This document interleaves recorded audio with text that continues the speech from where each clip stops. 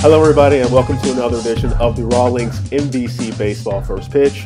My name is Derek Dockett, Associate Commissioner of New Media and Technology with the Missouri Valley Conference, and joined via Skype by our Valley baseball analyst, Shane Dennis. Shane, season is wrapped up for the Valley, unfortunately, with Missouri State coming up short against Arkansas, but quite a season it was for the Valley in the postseason with 3 teams in, Missouri State getting to the Super Regional. What more can you say about what the Bears were able to do this year? You know, at the end of most seasons, not any team's going to be 100% pleased with what they did, because obviously you'd like to have it capped off at the ultimate level, but not everybody can get there. But the fact that Dallas Baptist, Bradley, and Missouri State represented the Missouri Valley Conference in such a first-class way, and an entertaining way, as it turned out with the regionals, and in Missouri State's case, the Super Regional, it just leaves you wondering, what if Missouri State were to have hosted the Super Regional. And I know over the next couple of days it'll be maybe the sting will wear off a little bit for the Bears coaching staff and players.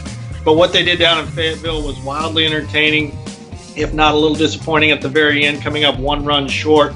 But also you have the story of Bradley going to the postseason for the first time since 1968, and they acquitted themselves very well. In addition, they won a game there. Knocked off Morehead State, and then lost a close one to get knocked out. And then Dallas Baptist tried to do it the hard way.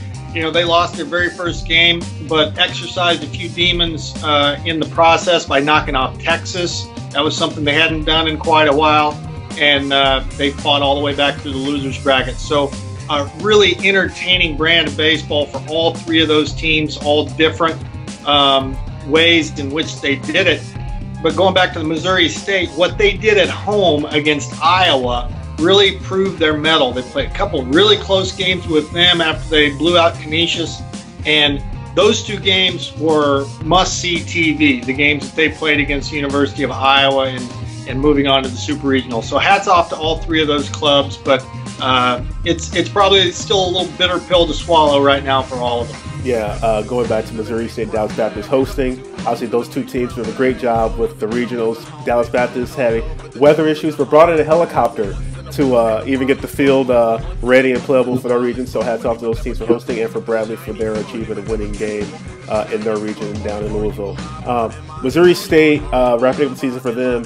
The accomplishments go obviously far. They've team record for wins. But Matt Hall, his performance against Arkansas in that game 2 set the Valley single season strikeout mark against the Razorbacks. That game became the equalizer and helped them get to that game 3. But Matt Hall, Tate Matheny, a couple of Bears, and then some players around the league could possibly have some potential heading into the MLB Draft this week. What are your thoughts on what we might see for Valley as it relates to the draft? Well, I think the very first name we're going to hear is John Harris, Matt Hall's teammate. He's probably going to be a first-round pick, the effort against Arkansas notwithstanding.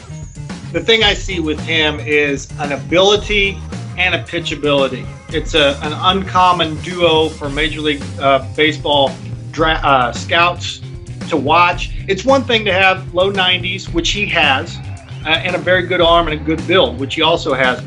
But you get the idea that he's not just taking the signs from Matt Fultz and just throwing it. He understands not only with what he has, how to get people out, but when to use his different pitches. And while his ability is great, he still has the opportunity to outthink hitters and to out-execute the hitters and stay one step ahead of him. So the pitchability is what I really like about John Harris, but obviously the scouts are going to like the breaking ball and the feel for the changeup and low 90s fastball. You talk about Matt Hall.